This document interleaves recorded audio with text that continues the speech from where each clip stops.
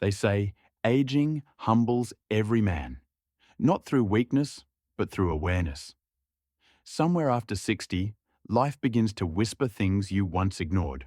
You start noticing how often you wake at night, how the body sends subtle signals it never used to. Maybe it's that slow stream or the quiet discomfort you don't talk about. Because, well, men don't. The truth is, the prostate is small, but its impact on a man's comfort, confidence, even his peace, is enormous. I've met men who waited too long, believing it was just age catching up. But the wise ones, they changed simple habits. 3 daily choices that protected them, gave them control, and kept their dignity intact. This isn't about medicine or fear. It's about attention. To your diet, your movement, your stillness. Small things done with awareness can preserve what time tries to take. Welcome to the gentle path. I'm John, and today we're honored to have Dr. Shigeaki Hinohara, Japan's legendary physician, here to share 3 daily habits every man over 60 should know to protect his prostate health. Dr. Hinohara, so many men stay silent about their prostate until it's too late. Why do you think that is? And what can we learn from this silence? Silence often comes from pride, John. Men see health as endurance, the ability to keep going without complaint. But true endurance, especially in age, means listening to the body. In Japan, we believe awareness is prevention. The first habit I teach is movement, not exercise movement. Walking after every meal, even for 10 minutes, keeps blood flowing through the pelvic region, reducing inflammation. The prostate depends on circulation, not strain. Stillness kills more quietly than disease. Move every day, gently but consistently. That's beautiful. And what about diet? Is there something simple men can change? Yes, replace heavy meats with soy, green tea, and small fish. These foods regulate hormones and reduce oxidative stress, the silent enemy of the prostate. And finally, practice calm. Stress tightens every muscle, even those we cannot see. Quiet breathing before sleep relaxes the pelvic floor. The body listens when the mind is gentle.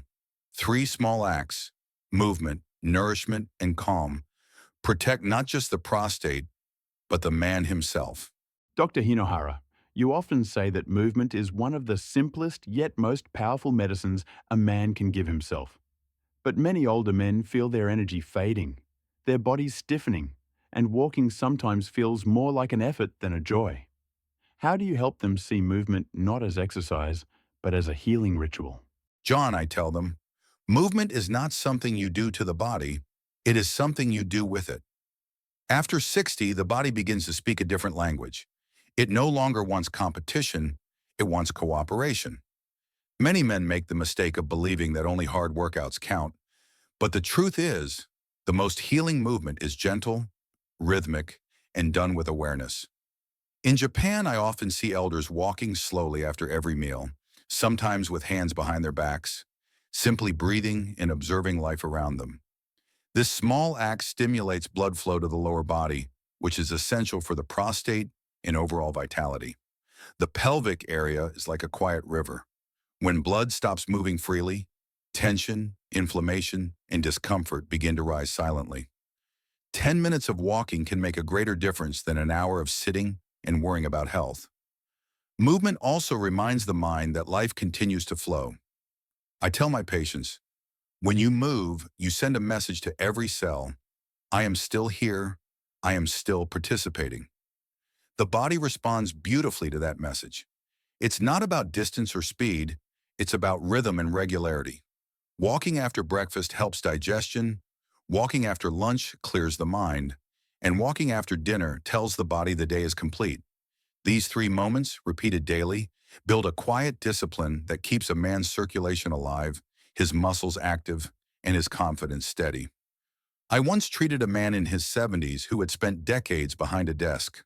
When he retired, his body began to slow down quickly. His back hurt, his legs swelled, and he said, "Doctor, I think my age has arrived." I told him no, age is not an arrival, it's a signal. I asked him to start walking 5 minutes after each meal, nothing more. Within 3 months, he said his nights became calmer, his bathroom visits fewer, and his energy stronger. What changed was not his muscles, but his attention. Movement awakened the quiet systems of his body that had been sleeping. You see, stillness is not rest. It is decay. The body was designed for flow. Every joint, every vein, every breath depends on rhythm. And when we honor that rhythm, the body rewards us with comfort and dignity. So I tell men, do not wait for perfect weather, perfect shoes, or perfect motivation. Just step outside, even if it's to walk to the mailbox and back. Walk slowly, breathe deeply, feel the ground, and let the world remind you that you are alive. That, John, is the most sacred medicine of all, the medicine of gentle, consistent movement. Dr. Hinohara, you often emphasize that what we eat after 60 becomes not just nourishment, but a kind of medicine. Many men struggle with changing their habits. They've spent decades eating the same way, enjoying meat, fried foods, or heavy meals. When you talk about nourishing through simplicity, what do you truly mean? And how can an older man begin to heal his body through small, practical changes? John, I believe that food carries memory. Every bite we take is a reflection of how we've lived, our habits, our joys, our routines. But the body, as it grows older, no longer forgives excess the way it once did. After 60, digestion slows, hormones shift, and the organs that once worked silently begin asking for gentleness. This is when food must transform from indulgence into support. In Japan, we call it shoku iku, food education, the art of eating in harmony with your age, your body, and the seasons. When I tell men to nourish through simplicity, I do not mean eating less joyfully, I mean eating more consciously. Replace the foods that burden you with those that love you back. A man's prostate is a delicate organ, sensitive to inflammation and hormonal imbalance. Heavy red meats and fried foods feed both. But the foods of the sea and the soil, small fish like sardines, tofu, green tea, vegetables lightly cooked, these calm the body's fire. Soy helps balance testosterone and estrogen naturally. Green tea clears the blood and reduces oxidative stress, which silently damages cells over time. And those small fish, eaten whole with bones and skin, carry minerals that support circulation and reduce stiffness in the body. These are not just nutrients. They are quiet protectors. In my younger years as a doctor, I visited many old fishermen in Japan's coastal towns. They lived simply, ate modestly, and rarely saw a hospital. Their meals were often a bowl of rice, a small grilled fish, miso soup, and pickled vegetables. Yet their energy was grounded, their minds sharp, and their prostate problems rare. When I asked them their secret, one man laughed and said, "Doctor, we eat to live another day, not to win a feast." That humility in eating is something we have lost in modern times. We eat too quickly, too much, too late at night, and too distracted to feel what the body's asking for. I always tell my older patients, eat with awareness. Before each meal, take a moment to look at your plate and ask, will this bring calm or chaos to my body? The body always answers through how you feel after. If you feel light, peaceful, clear, you have eaten the right food. If you feel heavy, sleepy, or uneasy, it is a sign to change. Food should not drain your energy. It should give it back to you slowly, quietly, and cleanly. Another secret, John, is balance. In Japan, we often say, harahachi bu, eat until you are 80% full. This habit alone prevents stress on the digestive organs, maintains steady insulin levels, and keeps inflammation low. The prostate, the liver, the heart, all benefit when the stomach is not overfilled. When the body is not fighting digestion, it can focus on healing and maintaining equilibrium. I once had a patient in his 60s who suffered from chronic inflammation and discomfort. He had tried medicines, supplements, and special diets. Nothing worked until he simplified. He reduced meat to twice a week, added green tea twice a day, and began ending each meal with gratitude. Within 6 months, his energy returned, his symptoms eased, and his mind grew calmer. He told me, "Doctor, I feel lighter, not just in body but in thought." And I smiled because That is the true purpose of nourishment, not just to feed the body, but to quiet the noise within. When men learn to eat simply, they rediscover strength. Simplicity is not deprivation, it is refinement. Every choice becomes an act of self-respect, and in that quiet respect, healing begins. Dr. Hinohara, you often talk about the connection between calmness and the body's ability to heal.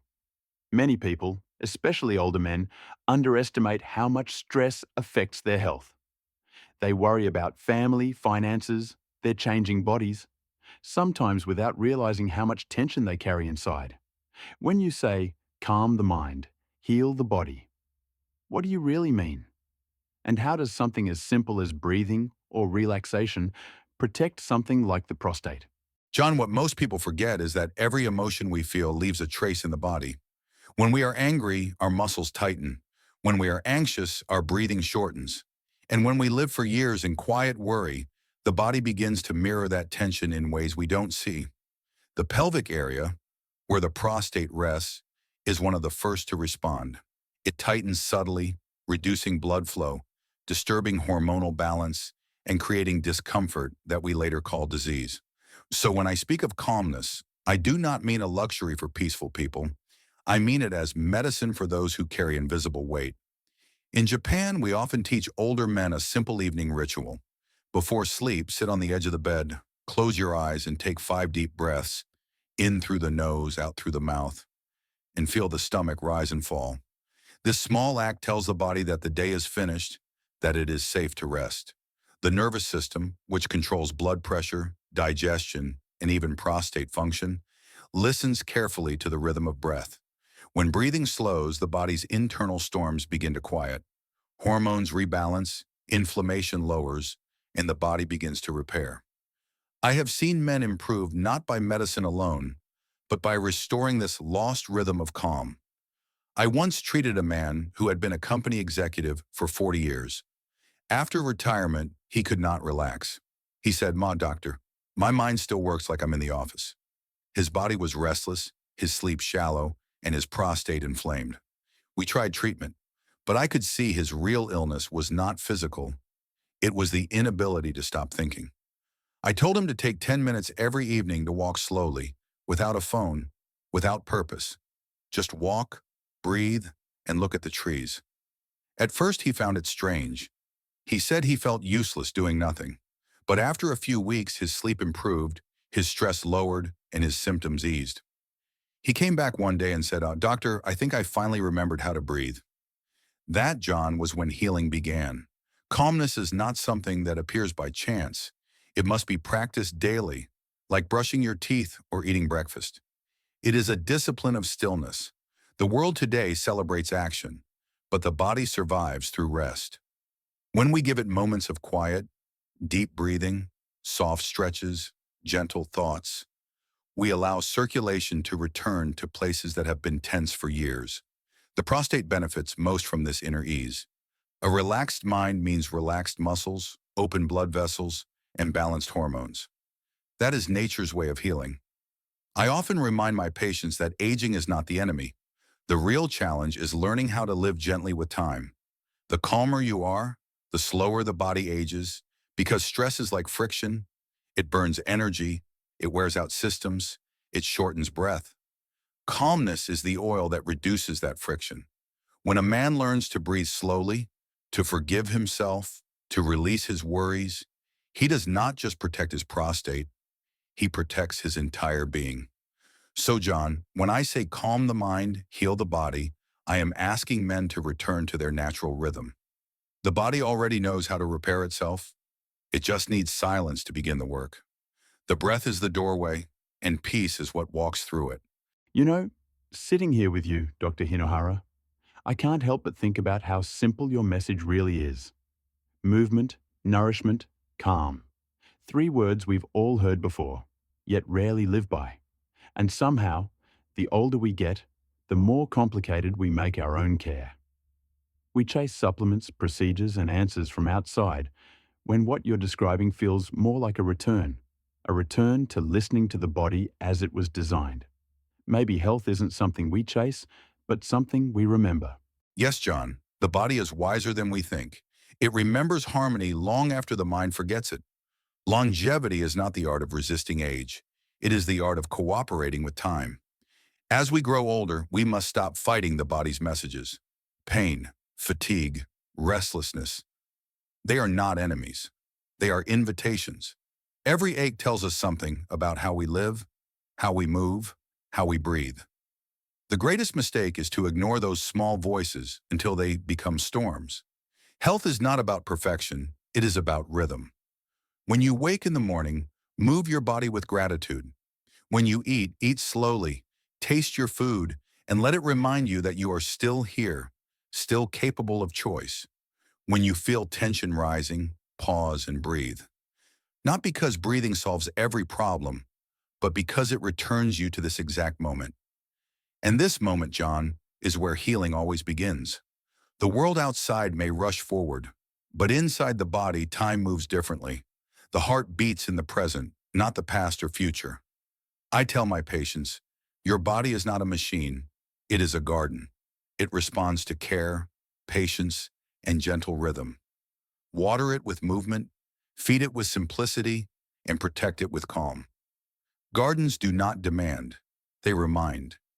If you tend to them each day, they stay alive quietly, beautifully, faithfully. That is how the human body was meant to be lived in.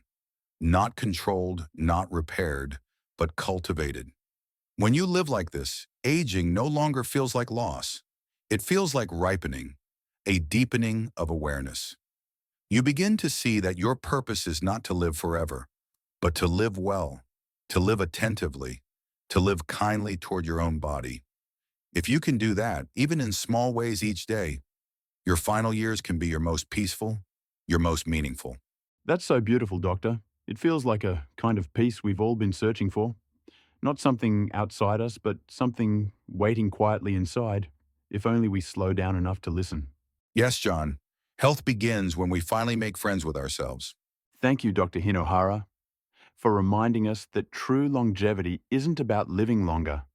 It's about living lighter, with awareness, with grace, and with gratitude.